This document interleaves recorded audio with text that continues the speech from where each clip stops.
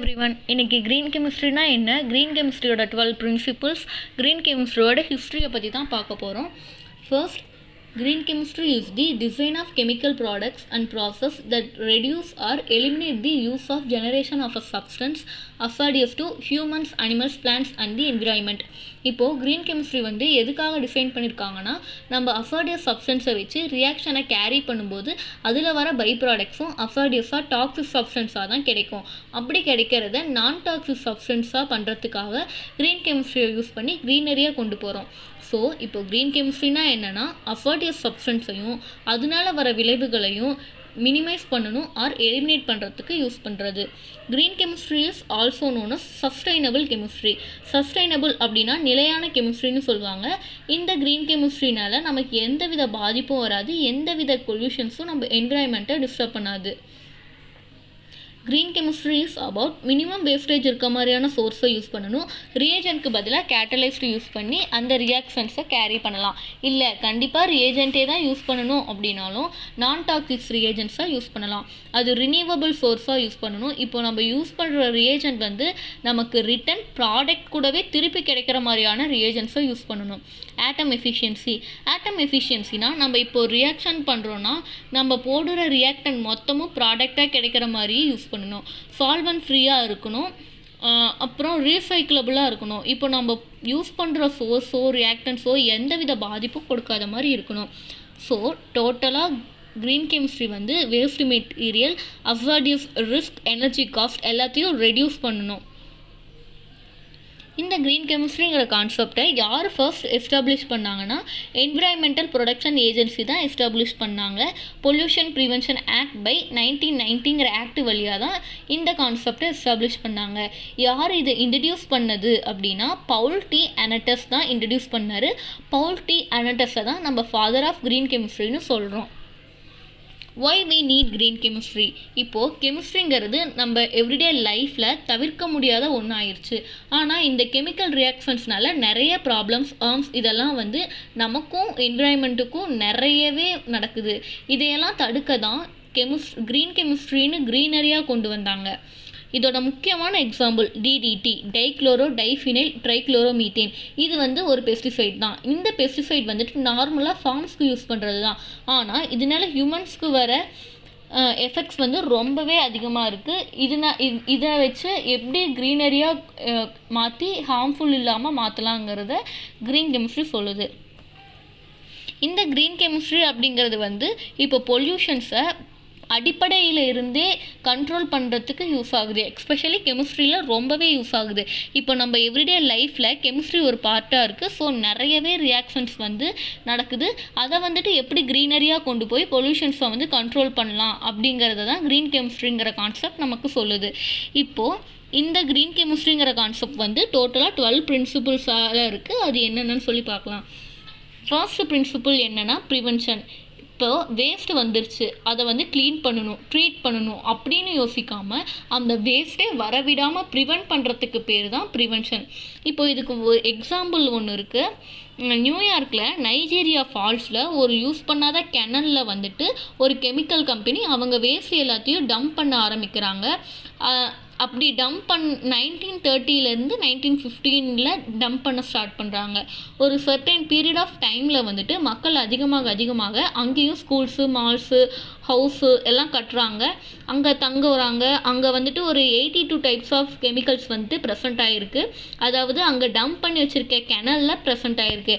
அதனால என்ன ஆகுனா, டம்ப் பண்ணி வச்சது வந்து ஒரு கேப்பில் லீக் ஆக அது வழியாக அங்கே இருக்க மக்களுக்கு வந்துட்டு நிறைய ப்ராப்ளம்ஸ் வருது. பர்த்தில் ப்ராப்ளம் வருது. இப்போ ப்ரெக்னெண்ட்டாக இருக்க உமன்ஸ்க்கு வந்துட்டு பிறக்க போகிற குழந்தைங்க வந்து ப்ராப்ளமாக பிறக்குது. நிறைய ஹெல்த் இஷ்யூஸ்லாம் வருது. இந்த மாதிரியான அஃபார்டியஸ் கெமிக்கல்ஸை வந்து இப்படி ப்ராப்பராக டம்ப் பண்ணாததுனால ஹியூமன்ஸ்க்கு என்விரான்மெண்ட்ஸ்க்கும் நிறையவே ப்ராப்ளம்ஸ் வருது. இதுலேயே இன்னொரு எக்ஸாம்பிள் என்னென்னா என்விரான்மெண்டல் டிஸார்டர். இது வந்துட்டு கிக்வாஹோகா ரிவருங்கிற பிளேஸில் நடக்குது. இந்த ரிவர் வந்துட்டு நிறைய கேசோலைன்ஸ், ஆயில், பெயிண்ட், பெட்ரோல், மெட்டல் இதெல்லாம் போட்டு டம்ப் பண்ணி டம்ப் பண்ணி வச்சுருக்காங்க. அதனால இந்த ரிவர் வந்துட்டு ரெயின்போ கலரில் தெரியுது. ஸோ இதுக்கு ரெயின்போ ரிவர்னு இன்னொரு பேரும் இருக்குது. இந்த ரிவர் வந்துட்டு ஜூன் 1969க்கு முன்னாடி வரையுமே திடீர்னு தீப்பிடிச்சு பெரிய பெரிய பிளாஸ்டெல்லாம் நடக்கிறது வழக்கமாகவே இருந்திருக்கு. இதை வந்துட்டு ஒரு மேகசின் வந்துட்டு கவர் பண்ணியிருக்காங்க.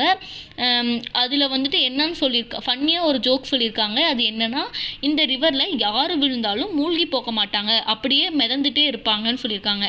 ஏன்னா அந்த அளவுக்கு அந்த ரிவரில் அவ்வளோ ஆயில்ஸ், பெயிண்ட்ஸ், கேசோலைன்ஸ், ஆயில் மாதிரியான திக்கான ஆயில் ஃபார்ம்ஸ் எல்லாமே வந்து ஃபார்ம் ஆகிருக்கு. இப்போது ரிவர்னால் நல்லா ஃப்ளோவாக ஓடணும். ஆனால் இது வந்து மெதுவாக ஊர்ந்து போகிற மாதிரி போகும். அந்த அளவுக்கு கெமிக்கல்ஸ் வேஸ்ட் எல்லாமே இதில் டம்ப் பண்ணி இந்த ரிவரையே ஃபுல்லாக பொல்யூட் பண்ணி வச்சுருக்காங்க. செகண்டு பிரின்சிபிள் என்னென்னா ஆட்டம் எக்கானமி. ஆட்டம் எக்கானமி அப்படின்னா, இப்போது நம்ம எந்த அளவுக்கு ஸ்டார்டிங் மெட்டீரியல் எடுக்கிறோமோ அந்த அளவுக்கு ஃபைனல் ப்ராடக்ட் கிடைக்குதா அப்படின்னு செக் பண்ணுறது தான் இந்த ஆட்டம் எக்கனாமி. நம்ம எடுக்கிற ஸ்டார்டிங் மெட்டீரியல் ஃபுல்லாக ஃபைனல் ப்ராடக்டாக சேஞ்ச் ஆகும். ஸோ இதில் எந்த சைடு எஃபெக்டும், அதாவது எந்த பை ப்ராடக்ட்ஸும் கிடைக்காது. அப்படியே கிடைச்சாலும் அது அசாடியஸாக டாக்ஸிக் சப்ஸ்டன்ஸாக இருக்காது. இதை வந்து ஒரு ஃபார்முலாவில் சொல்லுவாங்க. என்னென்னா percentage yield equal to actual yield by theoretical yield into 100. அப்படின்னா நம்ம எந்த அளவுக்கு ஸ்டார்டிங் மெட்டீரியல் எடுக்கிறோமோ அந்த ஸ்டார்டிங் மெட்டீரியல் ஃபுல்லாக நமக்கு வந்து கிடைக்கிற ப்ராடக்டாக வந்து நமக்கு கிடைச்சிரும். நெக்ஸ்ட்டு பிரின்சிபிள் என்னென்னா லெஸ் அசாடியஸ் கெமிக்கல் சிந்தசிஸ். இதில் வந்துட்டு என்ன சொல்கிறாங்கன்னா, நம்ம எடுத்துக்கிற compound or molecules or anything, இது மூலமாக நமக்கு கிடைக்க போகிற ப்ராடக்ட்ஸ் வந்து எந்தவித டாக்ஸிக்ஸும் இல்லாமல் ஹியூமன்ஸ்க்கு, என்விரான்மெண்ட்டுக்கும் எந்தவித பாதிப்பும் தராத மாதிரியாக இருக்கும். பிகாஸ் நம்ம எடுத்துக்கிறது வந்து லெஸ் அசாடியஸ் சப்ஸ்டன்ஸை தானே எடுத்துக்கிறோம். இதோட டிஸ்அட்வான்டேஜ் என்னென்னா, நார்மலாக வந்துட்டு பாலிகார்பனேட்க்கு போஸ்ஜீன் வந்து யூஸ் பண்ணுவோம். இந்த போஸ்ஜீன் வந்து ரொம்ப டாக்ஸிக் சப்ஸ்டன்ஸ். இது வந்து ஹியூமன்ஸ்க்கும் சரி என்விரான்மெண்ட்டுக்கும் சரி ரொம்பவே அசாடியஸான சப்ஸ்டன்ஸ். ஸோ இதை வந்து ப்ரிவெண்ட் பண்ணுறதுக்காக CH2Cl2 காம்பவுண்ட் யூஸ் பண்ணுவோம். அப்படி பண்ணும்போது இதுக்கு வந்து லார்ஜ் அமௌண்ட் வந்து தேவைப்படும். ஆனால் இது வழியாக எந்த சைடு எஃபெக்ட்டும் வராது. லார்ஜ் அமௌண்ட் தேவைப்படுறது தான் இதோட டிஸ்அட்வான்டேஜ். நெக்ஸ்ட்டு வந்து டிசைனிங் சேஃபர் கெமிக்கல்ஸ். அப்படின்னா என்னென்னா, இப்போ ஒரு அசாடியஸ் கெமிக்கலை எடுத்து அதை ஸ்லைட்டாக மாடிஃபை பண்ணி நான் அசாடியஸாவோ இல்லை நான் டாக்ஸிக்ஸாவோ மாற்றுறோம். அப்படி மாற்றும்போது அதோட செயல்திறன், அதோட ஃபங்க்ஷன் எவ்வளோ ஸ்பீடாக முன்னாடி ஒர்க் ஆச்சோ, ரியாக்ஷன் நடக்கும்போது எப்படி ஒர்க் ஆச்சோ அதே அளவு எஃபிஷியன்சி வந்துட்டு அதில் இருக்கணும். அது கம்மியாகாமல் பார்த்துக்கணும். இந்த ஆன்டிஃப்ளூயன்ஸுங்கிறது வந்து ஒரு சப்ஸ்டன்ஸ். இது எதுக்கு யூஸ் பண்ணுறாங்கன்னா, பெரிய பெரிய ஷிப்ஸ்க்கு, போட்ஸ்க்கு, அதாவது கடலில் போகிற போட்டு, ஷிப்ஸ்க்கு, இதுக்கு அடியிலெல்லாம் வந்து பெயிண்ட் பண்ணுவாங்க. பிகாஸ் கடலில் வந்துட்டு நிறையவே மைக்ரோ ஆர்கானிசம்ஸ் இருக்குது. அதனால அந்த போட்டுக்கும் சரி அந்த ஷிப்ஸ்க்கும் சரி எந்தவித ப்ராப்ளம்ஸும் இருக்கக்கூடாதுங்கிறதுக்காக அடியில் வந்துட்டு பெயிண்ட் பண்ணுறாங்க. இது வந்துட்டு ஒரு பெஸ்டிசைடாக ஆக்ட் ஆகும். ஆக்சுவலாக பெஸ்டிசைட்ஸ்னால் என்ன, அசாடியஸ் சப்ஸ்டன்ஸாக. ஆனால் இதில் வந்து ஆர்கானிக் காம்பவுண்ட்ஸ் போட்டு யூஸ் பண்ணி ஆன்டிஃபவுலன்ஸ் தயாரிச்சிருக்காங்க. ஸோ ப்ராப்ளம் இல்லை. இது வந்து ஒரு மாடிஃபைடு காம்பவுண்டாக தான் இருக்குது. Next one safer solvent and ஆக்சிலரிஸ். இது வந்து நம்ம யூஸ் பண்ணுற சால்வெண்ட்ஸ் அல்லது அது கூட எக்ஸ்ட்ராவாக யூஸ் பண்ணுற திங்ஸ் எல்லாமே வந்து அன்னெசசரி திங்ஸ் அப்படின்னு சொல்லுவாங்க. இது எல்லாமே முடிஞ்ச அளவுக்கு அசாடியஸாக, டாக்ஸிக்ஸாக, ஹார்ம்ஃபுல்லாக இல்லாத மாதிரியான சப்ஸ்டன்ஸை வந்து யூஸ் பண்ணணும். சம் சேஃபர் சால்வெண்ட்ஸ் என்னன்னு பார்த்தா வாட்டரை வந்துட்டு நம்ம சால்வெண்ட்ஸாக யூஸ் பண்ணலாம். இல்லைனா அயானிக் காம்பவுண்ட்ஸை வந்துட்டு நம்ம சால்வெண்ட்ஸாக யூஸ் பண்ணலாம். நெக்ஸ்ட்டு வந்து டிசைன் ஃபார் எனர்ஜி எஃபிஷியன்சி. நம்ம நடத்துகிற ரியாக்ஷன், நம்ம பண்ணுற ரியாக்ஷன் எல்லாமே வந்துட்டு நம்ம கன்சியூம் பண்ணுற எனர்ஜி அப்படிங்கிறது மினிமம், அதாவது கம்மியான அமௌண்ட்டாக இருக்கணும். இப்போது சிந்தட்டிக் ரியாக்ஷன் நடத்துகிறோம் அப்படின்னா அது வந்துட்டு ரூம் டெம்பரேச்சரில் நடக்கிற மாதிரி பண்ணணும். அது எப்படின்னா, ஒரு ரியாக்ஷனுக்கு ஒரு கேட்டலைஸ் யூஸ் பண்ணுறோம். அந்த கேட்டலைஸ் யூஸ் பண்ணும்போது ஹை டெம்பரேச்சர் ப்ரெஷர் தேவைப்படலாம். அதுக்கு பதிலாக ஆல்டர்னேட்டிவாக இன்னொரு கேட்டலைஸ்ட் வச்சு இல்லைனா இன்னொரு மெத்தடை வச்சு பண்ணும்போது அது நார்மலாக ரூம் டெம்பரேச்சர்லேயே நடக்கிற மாதிரி இருக்கும். அப்போது அங்கே எந்தவித என்விரான்மெண்ட் பொல்யூஷனும் நடக்காது. எக்ஸாம்பிளுக்கு பெட்ரோலியம் எடுத்துக்கிறோம். பெட்ரோலியம் வந்து அதுக்கு ஜியோலைட்டை வந்து கேட்டலைஸ்டாக யூஸ் பண்ணுறோன்னா அது வந்துட்டு நார்மலாக ஹை டெம்பரேச்சர் ஹை ப்ரெஷரில் தான் வந்து பெட்ரோலியம் ப்ராடக்ட்ஸ் வந்து எடுக்க முடியும். ஆனால் ஜியோலைட்டை கேட்டலைஸ்டாக யூஸ் பண்ணும்போது அதுக்கு தேவைப்படுற டெம்பரேச்சர் ப்ரெஷர் கம்மியாகும். அப்போது அது என்விரான்மெண்ட்டுக்கு ஃப்ரெண்ட்லியாக இருக்கும். ஸோ இந்த மாதிரியான ரியாக்ஷன்ஸ் தான் நம்ம சிந்தசைஸ் பண்ணணும். Next use of renewable feedstocks. இது என்னென்னா நம்ம எடுத்துக்கிற ஸ்டார்டிங் மெட்டீரியல் வந்துட்டு ரினியூவபிளாக நமக்கு கிடச்சிட்டே இருக்கணும், அது தீரவே கூடாது. அப்படின்னா தான் நம்ம தேவைப்படும் போது எடுத்து ரியாக்ஷன் வந்து செய்ய முடியும். இதுவே இப்போ நம்ம ஒரு ஸ்டார்டிங் மெட்டீரியல் ப்ரிப்பேர் பண்ணி வச்சுருக்கோம், அதை எடுத்து யூஸ் பண்ணும்போது நமக்கு திடீர்னு தேவைப்படுறப்போ அந்த ஸ்டார்டிங் மெட்டீரியல் வந்து இருக்காது, இப்போது தீர்ந்து போயிருக்கும். அந்த மாதிரியாக இல்லாமல் நமக்கு வந்து நேச்சுரலாக கிடச்சிட்டே இருக்கிற மாதிரி வந்து ரா மெட்டீரியல்ஸை வச்சு நம்ம அந்த ரியாக்ஷனை வந்து நடத்துகிற மாதிரி பார்த்துக்கணும். ஸோ மறுபடியும் வந்து அந்த ஸ்டார்டிங் மெட்டீரியல் வந்து தானாக ப்ரொடியூஸ் ஆகிற மாதிரி இருக்கணும்.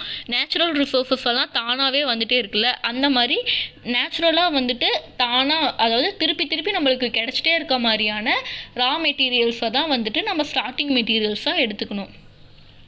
நெக்ஸ்ட் பிரின்சிபிள் வந்துட்டு ரெடியூஸ் டெரிவேட்டிவ்ஸ். இதில் என்ன பண்ணுறோன்னா ஒரு எக்ஸாம்பிள் வழியாக சொல்கிறேன். இப்போ ஒரு ஸ்டார்டிங் மெட்டீரியல் எடுத்துக்கிறோம், அதில் வந்துட்டு 2 ஹைட்ரஜன் இருக்குது. ஆனால் நமக்கு ஒரு ஹைட்ரஜன் கூட மட்டும் நம்ம போடுற ரியேஜென்ட் வந்துட்டு ரியாக்ட் ஆகி ப்ராடக்ட் கொடுத்தா போதும். அப்படிங்கும்போது நம்ம என்ன பண்ணணும்னா அந்த ரியேஜென்ட்டை வந்து ஆட் பண்ணுறதுக்கு முன்னாடியே அந்த ஸ்டார்டிங் மெட்டீரியல் கூட ஒரு ப்ராடக்டிங் ஏஜென்ட் வந்துட்டு ஆட் பண்ணுறோம். அது எதுவாக வேணால் இருக்கலாம். அந்த ஹைட்ரஜனை வந்து ப்ரொடக்ட் பண்ணுறதுக்காக ஒரு ரியேஜன் ஆட் பண்ணுறோம். அப்படி பண்ணால் ஒரு ஹைட்ரஜன் மட்டும் ப்ரொடக்ட் ஆயிரும். அதுக்கப்புறம் நம்ம போட வேண்டிய ரியேஜென்ட்டை போட்டு ரியாக்ஷனை வந்து முடிச்சிடுவோம். முடித்த பின்னாடி நம்ம ப்ரொடக்ட் பண்ணி வச்சுருக்க ஹைட்ரஜனை வந்துட்டு டீப்ரொடக்ட் பண்ணுறதுக்கு இன்னொரு காம்பவுண்ட் வந்து ஆட் பண்ணி அந்த ஹைட்ரஜன் கூட இருக்க காம்பவுண்ட்டை வந்து ரிமூவ் பண்ணுறோம். இது வந்து மொத்தமாக 3 ஸ்டெப்பாக நடக்குது.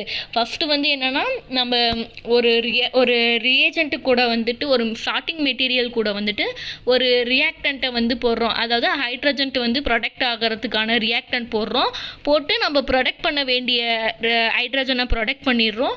நெக்ஸ்ட் வந்துட்டு நம்ம ப்ரொடக்ட் பண்ணி வச்சுருக்க ஹைட்ரஜனை வந்துட்டு டீப்ரொடக்ட் பண்ணுறோம். இந்த மாதிரி 3 ஸ்டெப்ஸாக நடக்குது. இப்படி ஒவ்வொரு டைமும் நடக்கும்போது நம்மளுக்கு வந்து நிறைய டைம் வந்து வேஸ்ட் ஆகுது. ஒவ்வொரு வேஸ்ட் ப்ராடக்ட் கூடயும் வந்துட்டு ஒவ்வொரு ப்ராடக்ட் கூடயும் ஒவ்வொரு வேஸ்ட் வந்துட்டு வெளியே வரும். அதுவும் வந்து என்விரான்மெண்டல் பொல்யூஷன் தான். ஸோ இதை வந்துட்டு என்ன பண்ணுறோன்னா செலக்டிவாக இந்த காம்பவுண்டில் இந்த இடத்துல இருக்க ஹைட்ரஜனுக்கு மட்டும் ரியாக்ட் ஆகிற மாதிரியான செலக்டிவ் ரியேஜென்ட்ஸ் வந்து சூஸ் பண்ணோன்னா டைமும் சேவ் ஆகும், அது வழியாக கிடைக்கிற வேஸ்ட்டும் வந்து கம்மியாகும். இதில் வந்துட்டு நிறையவே வந்து செலக்டிவ் ரியேஜென்ட்ஸ் வந்து தயாரித்து வச்சுருக்காங்க. நிறைய இண்டஸ்ட்ரீஸில் வந்து தயாரித்து வச்சுருக்காங்க. ஸோ நம்ம வந்து அந்த மாதிரியான செலக்டிவ் ரியாக்ஷன்ஸை வச்சு நம்ம ரியாக்ஷன்ஸை வந்து கேரி பண்ணலாம். நெக்ஸ்ட் ஒன் வந்துட்டு கேட்டலைஸ்டு.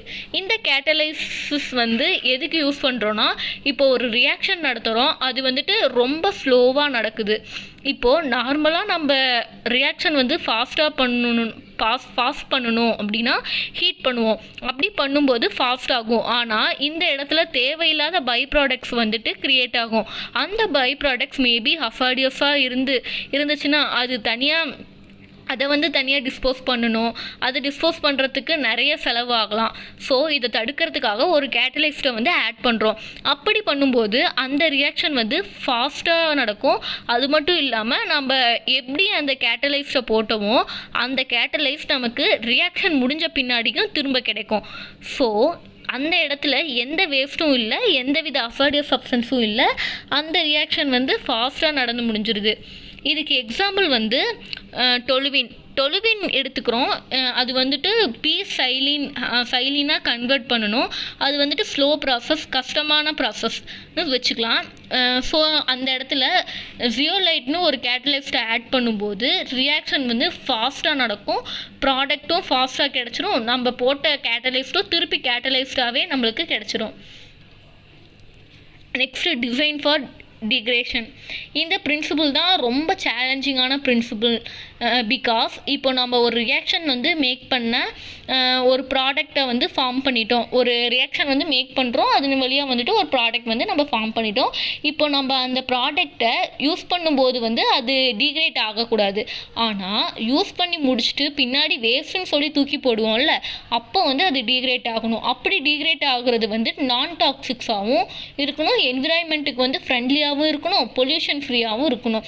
இதனால தான் இந்த சேலஞ்சு வந்து ரொம்பவே வந்து இந்த பிரின்சிபல் மட்டும் ரொம்பவே சேலஞ்சிங்கான பிரின்சிபல்னு சொல்கிறோம். இதுக்கு எக்ஸாம்பிள் வந்துட்டு பயோடிகிரேடபிள் சோப் எடுத்துக்கிறோம். இந்த சோப்பு வந்துட்டு டிட்டர்ஜெண்ட்டாக தான் மோஸ்ட்லி யூஸ் பண்ணுவாங்க. இது வந்துட்டு ஈஸியாக ஆக்சிஜன் கூட ரியாக்ட் ஆகி அது ஈஸியாக டீக்ரேட் ஆயிரும். இதில் வந்து என்ன காம்பவுண்ட் இருக்குன்னா டொட்டைல்னு பென்சின் சல்ஃபோனேட் இருக்குது. இது வந்துட்டு ஒரு லீனியர் கார்பன் செயினில் வந்துட்டு ஒரு பென்சின் ரிங் கூட அட்டாச் ஆகி இருக்கும். ஸோ இதை வந்துட்டு லீனியர் அல்கைல் பென்சில் சல்ஃபோனேட்னு சொல்லலாம். இந்த லீனியர் அல்கைல் பென்சில் சல்ஃபோனேட் வந்து வாட்டர் மாலிகுலில் இருக்க மைக்ரோஸ் கூட ரியாக்ட் ஆகி ஆக்சிஜன் கூட ரியாக்ட் ஆகி அது டீக்ரேட் ஆகும். இது வந்துட்டு வாட்டரில் விட சாயிலில் வந்துட்டு மைக்ரோப்ஸ் அதிகமாக இருக்கனால ஈஸியாக டீக்ரேட் ஆயிரும். இதே சோப் மாலிகுல் பிரான்ச்டு ஸ்ட்ரக்சர்லையும் இருக்கும். இப்படி வந்து பிரான்ச்டு ஸ்ட்ரக்சரில் இருக்கும்போது எப்படி இருக்குன்னா, ரெண்டையும் வந்து கம்பேர் பண்ணி பார்க்கும்போது, அதாவது லீனியர் ஸ்ட்ரக்சர்லையும் பிரான்ச்டு ஸ்ட்ரக்சர்லையும் இருக்கிறத வந்து நம்ம ரெண்டையும் கம்பேர் பண்ணி பார்க்கும்போது இந்த லீனியர் ஸ்ட்ரக்சரை விட பிரான்ச்டு ஸ்ட்ரக்சர் வந்து ரொம்பவே ஈஸியாக பிரேக் ஆயிரும். ஆனால் சீக்கிரம் வந்து டீகம்போஸ் ஆகாது. ஆனால் லீனியர் ஸ்ட்ரக்சர் வந்து ஈஸியாக பிரேக் ஆயிரும், டீகம்போஸ் ஆகிறதும் வந்துட்டு ஈஸியாகவே ஆயிரும். ஸோ இதை வந்துட்டு நம்ம யூஸ் பண்ணுறோம். நெக்ஸ்ட் ஒன் வந்து real time analysis for pollution prevention. இப்போது ரியாக்ஷன் நடத்துகிறோம், நமக்கு ஒரு ப்ராடக்ட் வேணும். அந்த ரியாக்ஷன் நடந்துட்டு இருக்கும்போதே நம்ம டெம்பரேச்சர், ப்ரெஷர், அப்புறம் அதோட pH, அப்புறம் அது எப்படி வந்து நடக்குது அப்படின்னு நம்ம அனலைஸ் பண்ணி மானிட்டர் பண்ணிகிட்டே இருக்கணும். ஏன்னா ஒரு ரியாக்ஷன் நடக்கும்போது திடீர்னு டெம்பரேச்சர் ரைஸ் ஆகும். எக்ஸோதெர்மிக் ரியாக்ஷனாக இருந்தால் டெம்பரேச்சர் இன்க்ரீஸ் ஆகும். அப்படி ஆகும்போது அது எக்ஸ்ப்ளோர் ஆகக்கூட சான்ஸ் இருக்குது. அது எல்லாம் ப்ரிவென்ட் பண்ணுறதுக்கு இப்போ நம்ம மானிட்டர் பண்ணிகிட்டே இருக்கும்போது சர்டைன் பாயிண்டில் டெம்பரேச்சர் இன்க்ரீஸ் ஆச்சுன்னு தெரிஞ்சால் நம்ம அதை கண்ட்ரோல் பண்ணுறதுக்கு ஸ்டெப்ஸ் எடுக்கலாம். இதே நம்ம மானிட்டர் பண்ணாத போது எக்ஸ்ப்ளோர் ஆக சான்ஸ் இருக்குது. இப்போ எக்ஸாம்பிளுக்கு ஒரு காரில் போகிறோம், ஆனால் அந்த காரில் விண்டோ, கிளாஸு, டோரு எதுவுமே இல்லை, ஓப்பனில் இருக்குது. அப்படி இருக்கும்போது நம்ம சேஃபாக போவோமான்னு நம்மளுக்கு வந்து ஒரு டவுட் வந்து இருக்கும். இதுவே நம்ம விண்டோஸ் இருக்குது, கிளாஸ் இருக்குது, டோர் எல்லாமே இருக்குது, சீட் பெல்ட் கூட போட்டு இருக்கோம், அப்போ வந்து நம்ம சேஃபாக போவோம்னு நம்பிக்கை இருக்கும். சேம் அதே மாதிரி தான் ஒரு ரியாக்ஷன் நடக்கும்போது டெம்பரேச்சர், ப்ரெஷர் இதெல்லாம் கரெக்டாக இருக்கான்னு மானிட்டர் பண்ணுறதுக்கு எதுவுமே வைக்காமல் ஒரு ரியாக்ஷன் பண்ணுறோம். ஒரு எக்ஸோதெர்மிக் ரியாக்ஷனே பண்ணுறோன்னு வச்சுக்கோங்க, கிராம்ஸில் வச்சு பண்ணுறோம். அப்படி பண்ணும்போது அது ஹீட்டு வந்து எவால்வ் ஆகும். வாட்டர் பாத்தில் வச்சு, ஸோ அப்படி பண்ணும்போது ஹீட் வந்து எவால்வ் ஆகும். ஸோ வாட்டர் பாத்தில் வச்சு பண்ணாலுமே அங்கே வந்து ஹீட் வந்து அதிகமாகி வாட்டரும் வந்து ஹீட் ஆகி பீக்கர் வந்து வெடிக்க சான்ஸ் இருக்குது. ஆனால் இதே நம்ம இதில் தெர்மாமீட்டர் செட் பண்ணி ஹீட் அதிகமாகிறத வந்து நோட் பண்ணும்போது அதில் வந்து அதுக்கான ஸ்டெப்ஸை வந்து நம்ம பண்ணுவோம். இப்போ வந்து ஹீட் ஆகுது அப்படின்னா அதுக்கான ஸ்டெப்ஸை வந்து பண்ணுவோம்ல.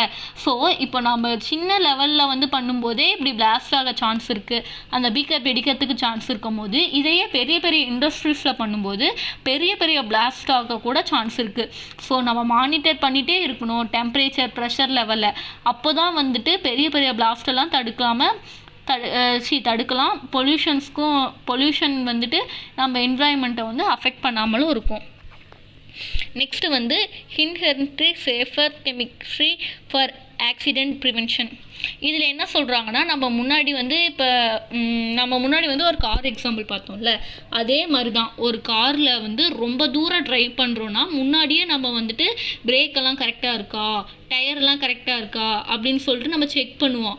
அதே மாதிரி தான் ஒரு ரியாக்ஷன் கேரி பண்ணும்போது நம்ம யூஸ் பண்ணுற கெமிக்கல்ஸ், ரியேஜன்ஸ் இது எல்லாமே எப்படி ரியாக்ட் ஆகும், அஃபர்டியஸாக இது வந்துட்டு ரியாக்ட் ஆகி அஃபர்டியஸான ப்ராடக்ட்ஸை வந்து எக்ஸஸாக வந்து நம்மளுக்கு தருமா இல்லை வந்து எக்ஸ்ப்ளோர் ஆகுமான்னு தெரிஞ்சுட்டு தான் நம்ம ரியாக்ஷன்ஸை வந்து கேரி அவுட் பண்ணணும். இதுக்கு வந்து ஒரு எக்ஸாம்பிள், இப்போ வந்து மெத்தில் ஐசோசயனேட் வந்து ப்ரிப்பேர் பண்ணணும். இது வந்து ஒரு இன்பெஸ்டிசைட். இதை வந்துட்டு ப்ரிப்பேர் பண்ணுறதுக்காக கார்பைட்னு ஒரு கெமிக்கல் ஃபேக்ட்ரி இதை வந்துட்டு ப்ரிப்பேர் பண்ணும்போது ஒரு மேனுவல் எரர்னால இந்த பாய்சன் கேஸ் வந்துட்டு ஏரில் ரிலீஸ் ஆகி அதை வந்து சுவாசிச்சனால நிறைய மக்கள் இறந்துட்டாங்க. 20,000 பேருக்கு மேலேயே வந்துட்டு இறந்துட்டாங்க. மோர் தென் 1,20,000 பீப்புள் வந்துட்டு சஃபர் ஆகி இருந்தாங்க. அதனால வந்து பாதிப்பு வந்து இன்னுமே அங்கே வந்து நிறைய இருக்குது அப்படின்னு சொல்லிட்டு நிறைய ஆர்டிகிள்ஸ் வந்து சொல்லியிருக்காங்க. இப்போது அசர்டிவ் சப்ஸ்டன்ஸை நிறைய குவான்டிட்டியில் வந்து ஒரே பிளேஸில் வந்து ஸ்டோர் பண்ணக்கூடாது. நிறைய இதை வந்து ஒரே பிளேஸில் வந்து ஸ்டோர் பண்ணாமல் பிரித்து ஸ்டோர் பண்ணணும். அப்போ தான் வந்துட்டு அங்கே ஏதாச்சும் எக்ஸ்பென்ஷன் ஆச்சுனாலும் அதோட அளவு வந்து கம்மியாக தான் இருக்கும். இதுக்கு வந்து ஒரு எக்ஸாம்பிள் சொல்லலாம். இப்போ வந்து நம்ம லேபில் இருக்கோம் அப்படின்னா இப்போ வந்து 2 பேர் வந்து லேபில் ஒர்க் பண்ணிகிட்ருக்காங்க. அதில் வந்து ஒரு பொண்ணு வந்து தெரியாமல் வந்து ஆசிட்டை வந்து கீழே கொட்டிடுறாங்க. அப்படி கீழே கொட்டிட்டு யாருமே அங்கே இல்லை அப்படின்னு சொல்லிட்டு அதை க்ளீன் பண்ணாமல் விட்டுட்டு போயிடுறாங்க. இதே இன்னொரு பொண்ணு வருது. இன்னொரு பொண்ணு வந்து அந்த ஆசிட்டில் வந்து தெரியாமல் இங்கே தண்ணி தான் இருக்குது அப்படின்னு தெரியாமல் கை வச்சிடுறாங்க. கை வைக்கும்போது என்ன ஆகும், அவங்க கை ஃபுல்லாக வந்து ஒரு மாதிரி வந்து வெந்து போயிடும். அதனால் அந்த இடத்துல வந்து நான் க்ளீன் பண்ணாமல் விட்டனால அது வந்து ஆசிட்டா தண்ணியான்னு சொல்லி தெரியாமல் நம்ம கை வச்சனால நம்மளுக்கு வந்து பெரிய பாதிப்பு வந்து ஏற்பட்டுச்சு. அதை தான் வந்து சொல்கிறாங்க இங்கேயும். ஒரு ரியாக்ஷன் நம்ம பண்ணுறோன்னா அதுக்கு முன்னாடியே வந்து அதுக்கான ப்ராடக்ட்ஸ் எல்லாம் எப்படி சேஃபாக இருக்கா கரெக்டாக இருக்கா அப்படின்னு சொல்லி நம்ம மானிட்டர் பண்ணிட்டு தான் வந்து இது பண்ணணும். இன்னொரு எக்ஸாம்பிள் கூட இதுக்கு சொல்லலாம். இப்போ வந்து நம்ம ரொம்ப தூரம் ட்ராவல் பண்ணணும். ஒரு காரில் போகிறோம், அது வந்து ரொம்ப தூரம் வந்து ட்ராவல் பண்ணோம் அப்படின்னா, இப்போ வந்து நான் வந்து என் ஃப்ரெண்டுக்கிட்ட வந்து கார் வாங்கியிருக்கேன் அப்படின்னா நான் வந்து வாங்குறதுக்கு முன்னாடி வந்து நான் செக் பண்ணியிருக்கணும். இந்த கார் வந்து கரெக்டாக இருக்கா, பிரேக்கெல்லாம் கரெக்டாக பிடிக்குதான்னு செக் பண்ணிவிட்டு நான் ரொம்ப தூரம் எடுத்துகிட்டு போயிருக்கணும். அப்படி இல்லையா என் ஃப்ரெண்டாச்சும் சொல்லியிருக்கணும். இந்த மாதிரி வந்து செக் பண்ணி பார்த்துட்டு அவங்க என்கிட்ட கொடுத்துருந்தாங்க அப்படின்னா அது வந்து எந்த ஒரு ப்ராப்ளமும் இல்லாமல் நான் வந்து கரெக்டாக போக வேண்டிய இடத்துக்கு போயிட்டு வந்துடுவேன். இதே செக் பண்ணாமல் அவங்களும் செக் பண்ணாமல் நானும் செக் பண்ணாமல் கொடுத்தோம் அப்படின்னா அது எங்கேயாச்சும் போய் அடிபட்டு பெரிய தேவையில்லாத ப்ராப்ளம்ஸ் எல்லாம் வரும். அதுக்கு தான் வந்து இந்த 12th பிரின்சிபல்ஸ் வந்துட்டு சொல்கிறாங்க. எதாக இருந்தாலும் எந்த பொருளாக இருந்தாலும் சரி நம்ம செக் பண்ணிவிட்டு அந்த ரியாக்ஷன்ஸ் வந்து கேரி பண்ணும்போது நமக்கு வந்து எந்தவித பாதிப்பும் நமக்கும் இல்லாமல் என்விரான்மெண்ட்ஸ்க்கும் இல்லாமல் நம்மளால் ஒரு ரியாக்ஷனை வந்து கேரி அவுட் பண்ண முடியும் அப்படின்னு சொல்லி சொல்கிறாங்க. நெக்ஸ்ட்டு வந்து benefit of green chemistry. Benefits, இப்போ நம்ம ஹசார்டியஸ் சப்ஸ்டன்ஸை யூஸ் பண்ணாதனால நமக்கு எந்தவித டாக்ஸிக்ஸ் கேஸும் வராது. ஸோ ஏர் வந்துட்டு ப்யூராக இருக்கும். ஸோ நமக்கு வந்து ப்ரீத் பண்ண எந்த ஒரு ப்ராப்ளம்ஸும் வராது. ஈஸியாக நம்ம வந்து ப்ரீத் இன் பண்ணிக்கலாம். இந்த ஹசார்டியஸ் சப்ஸ்டன்ஸை வந்து வாட்டரில் மிக்ஸ் பண்ணாதனால வாட்டர் வந்து ப்யூராக இருக்கும். டாக்ஸிக் சப்ஸ்டன்ஸில் யூஸ் பண்ணாதனால ஃபேக்ட்ரியில் வந்து ஒர்க் பண்ணுற ஒர்க்கர்ஸ், இப்போ வந்து ஃபேக்ட்ரிஸ்லாம் வந்துட்டு ஒர்க்கர்ஸ் வந்துட்டு ரொம்ப நேரம் வந்து இந்த மாதிரியான கெமிக்கல்ஸ் வந்து அவங்கள அட்டாக் பண்ணாததுக்காக நிறைய வந்து சேஃப்டி ட்ரெஸ் எல்லாம் வந்து வியர் பண்ணியிருப்பாங்க. அந்த மாதிரி வந்து நம்ம டாக்ஸிக் சப்ஸ்டன்ஸ் வந்து அதிகம் வந்து நம்ம யூஸ் பண்ணாதனால நம்ம வந்து அந்த மாதிரியான சேஃப்டி ட்ரெஸ்ஸஸ் வந்து அதிக நேரம் நம்ம யூஸ் பண்ண தேவையில்ல. நம்ம கன்சியூம் பண்ணுற கஸ்டமருக்கு வந்துட்டு சேஃப்டி. இப்போ வந்து ஃபுட்டெல்லாம் வந்து ப்ரிசர்வ் பண்ணி வைக்கும்போது ஹசார்டியஸ் சப்ஸ்டன்ஸ் இருக்க பிளாஸ்டிக்கெல்லாம் இல்லாமல் லெஸ் டாக்ஸிக்ஸ் உள்ள பிளாஸ்டிக்ஸ் வந்து நம்ம போட்டு பேக் பண்ணும்போது நம்ம ஹெல்த்துக்கு வந்து ரொம்பவே வந்து சேஃபு. எந்தவித ஹார்மோனிக் சேஞ்சஸும் வந்து தேவையில்லாத ஹார்மோனிக் சேஞ்சஸ் எல்லாம் நடக்காது. நெக்ஸ்ட் வந்து என்விரான்மெண்ட்டில் எப்படி பெனிஃபிட்னா, இப்போது ஒரு சப்ஸ்டன்ஸை வந்து யூஸ் பண்ணுறோன்னா அது வந்து யூஸ் பண்ணுறதுக்கு அப்புறமே அதில் வந்து ரிலீஸ் ஆகிறதோட சப்ஸ்டன்ஸ் வந்து இப்போ நம்ம ஒரு சப்ஸ்டன்ஸ் யூஸ் பண்ணுறோம், அது யூஸ் பண்ணுறதுக்கும் அப்புறமும் நம்ம தேவையில்லன்னு சொல்லி தூக்கி போடும்போதும் அதில் வந்து ரிலீஸ் ஆகிற சப்ஸ்டன்ஸ் வந்து அசாடியஸாக இருக்கலாம். ஸோ இப்போ நம்ம பூச்சிக்கொல்லி மருந்தே எடுத்துக்கிறோன்னு வைங்களேன். பூச்சிக்கொல்லி மருந்து வந்து யூஸ் பண்ணும்போது இது வந்து இன்டென்ஷனலாக யூஸ் பண்ணும்போது அங்கே வந்துட்டு ஒரு கெமிக்கல் ரிலீஸ் ஆகுது.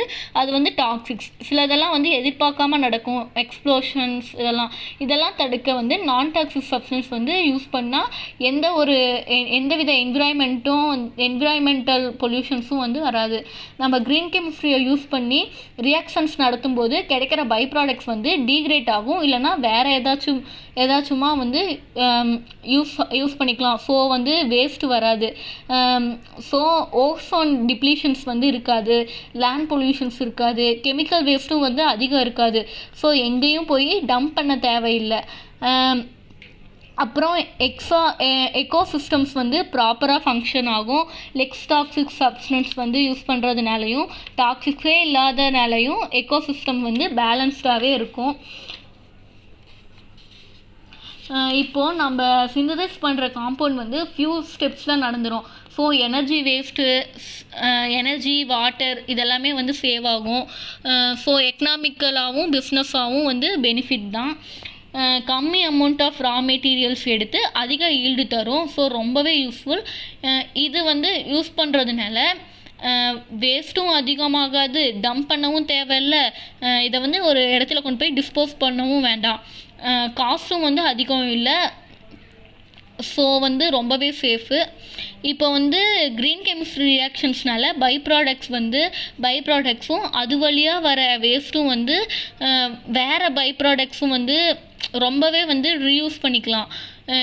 ஸோ இங்கே நம்ம வந்து காஸ்ட் எஃபிஷியன்சி, அதாவது புது காம்பவுண்ட்ஸ் வாங்குறதுக்கு வந்து தேவையே இல்லை. க்ரீன் கெமிஸ்ட்ரி வழியாக நம்ம சிந்தசைஸ் பண்ணி வர காம்பவுண்ட்ஸ் கூட கிடைக்கிற பை ப்ராடக்ட்ஸை வச்சு நம்ம வேறு ஒரு ரியாக்ஷன்ஸ்க்கு வந்து இதை வந்து இந்த பை ப்ராடக்ட்ஸை வந்து ப்ராடக்டாக வச்சு கூட நம்மளால் யூஸ் பண்ணலாம். ஸோ வந்து கம்மியாக வந்து யூஸ் பண்ணவே வந்துட்டு அதிகமாக, இந்த க்ரீன் கெமிஸ்ட்ரியை கம்மியாக யூஸ் பண்ணவே வந்துட்டு அதிகமாக கிடைக்கும். நம்ம நார்மலாக ரியாக்ஷன் நடத்தும்போது பெட்ரோலியம் ப்ராடக்ட் வந்து இன்வால்வ்மெண்ட் வந்து கண்டிப்பாக இருக்கும். ஆனால் க்ரீன் கெமிஸ்ட்ரியில் ஒரு ரியாக்ஷன் நடத்தும்போது பெட்ரோலியம் ப்ராடக்ட்ஸ்க்கு வந்து ரிலேட்டடாக வேறு ஆல்டர்னேட்டிவாக கொடுக்குறோம். ஸோ பெட்ரோலியம் ப்ராடக்ட்னால வர எஃபெக்ட்ஸ் வந்து தடுக்க முடியும். அதுவும் இல்லாமல் பெட்ரோலியம் ப்ராடக்ட் வந்து காஸ்ட்லி. ஸோ இப்படி பண்ணுறதுனால எக்கனாமியாக பார்த்தோம்னாலும் வந்துட்டு ரொம்பவே யூஸாக இருக்குது. ரியாக்ஷனெல்லாம் ரொம்பவே எஃபிஷியன்சியாக நடக்கிறதுனால இண்டஸ்ட்ரியோட சைஸும் வந்துட்டு ரொம்பவே வந்து கம்மியாக இருந்தாலே, சின்னதாக இருந்தாலே போதும், அதிக பிளேஸ் தேவையில்லை. ஏன்னா வந்துட்டு நம்ம எல்லாமே க்ரீன் கெமிஸ்ட்ரி வழியாக நம்ம பண்ணுற சிந்தசிஸ் எல்லாமே வந்துட்டு ஒரு சின்ன இடத்துலையே வந்து முடிஞ்சிருது. சின்ன ஸ்டெப்ஸை, சிம்பிள் ஸ்டெப்ஸில் முடியும் போது நம்மளுக்கு பெரிய பெரிய இண்டஸ்ட்ரியெல்லாம் தேவையில்லை, கம்மியான இடத்துலையே வந்து நம்ம பண்ணிக்கலாம். இது வந்துட்டு சேஃப்டி, டாக்ஸிக்ஸ் ஃப்ரீ. இந்த க்ரீன் கெமிஸ்ட்ரி வழியாக நம்ம சிந்தசிஸ் பண்ணி நம்மளுக்கு கிடைக்கிற ப்ராடக்ட்ஸை வந்துட்டு சேஃப்டி அப்படின்னு சொல்லி, டாக்ஸிக் ஃப்ரீன்னு சொல்லி லேபிள் பண்ணி கஸ்டமர்கிட்ட வந்து சேர்க்க முடியும். அப்போ வந்து நிறைய பேர் வந்து இந்த மாதிரி கெமிக்கல்ஸ் வந்து க்ரீன் கெமிஸ்ட்ரி வழியாக தயாரிக்கிறதுனால அசாடியஸாக, டாக்ஸிஸாக இல்லாதனால நிறைய பேர் வந்து இது மாதிரி சிந்தசிஸ் பண்ணணும்னு நினைப்பாங்க. ஸோ ஹெல்த்தி காம்படிஷன்ஸ் வந்து நடக்கிறதுக்கு சான்சஸ் இருக்குது. Conclusion: green chemistry is not a solution to all environmental problems, but the most fundamental approach to preventing pollution. Green chemistry side போயிட்டோம் அப்படின்னா, க்ரீனரி ரியாக்ஷன்ஸ் நடத்துகிறோம் அப்படின்னா, என்விரான்மெண்ட்டில் நடக்கிற எல்லா ப்ராப்ளம்ஸ்க்கும் இதுவே வந்து சொல்யூஷன்னு சொல்ல முடியாது. இது வந்துட்டு எப்படி இருக்குன்னா, இது வரைக்கும் பொல்யூட் ஆனது போக இன்னமேட்டும் என்விரான்மெண்ட்க்கு வந்து பொல்யூஷன்ஸை வந்துட்டு பொல்யூஷன்ஸ் ஆகாமல் ப்ரிவெண்ட் பண்ணும். ஸோ க்ரீன் கெமிஸ்ட்ரிங்கிறது வந்து இதுவே வந்து நம்ம ஒரு தீர்வு அப்படின்னு சொல்லி நம்மளால் எடுத்துக்க முடியாது. இது வரைக்கும் பொல்யூஷன் ஆகி பொல்யூட் ஆகிருக்கிறது வந்து இனிமேலும் வந்து பொல்யூஷன் ஆகாமல் ப்ரிவெண்ட் பண்ணி வேணால் வைக்கலாம் அப்படின்னு சொல்லி சொல்கிறாங்க. இந்த க்ரீன் கெமிஸ்ட்ரியை யூஸ் பண்ணி எப்படியெல்லாம் வந்துட்டு சிந்தசிஸ் வந்து பண்ணலாம், எப்படியெல்லாம் வந்து கெமிக்கல்ஸ் கண்டுபிடிக்கலாம் அப்படிங்கிறது நெக்ஸ்ட்டு வந்து பார்க்கலாம். தேங்க்யூ.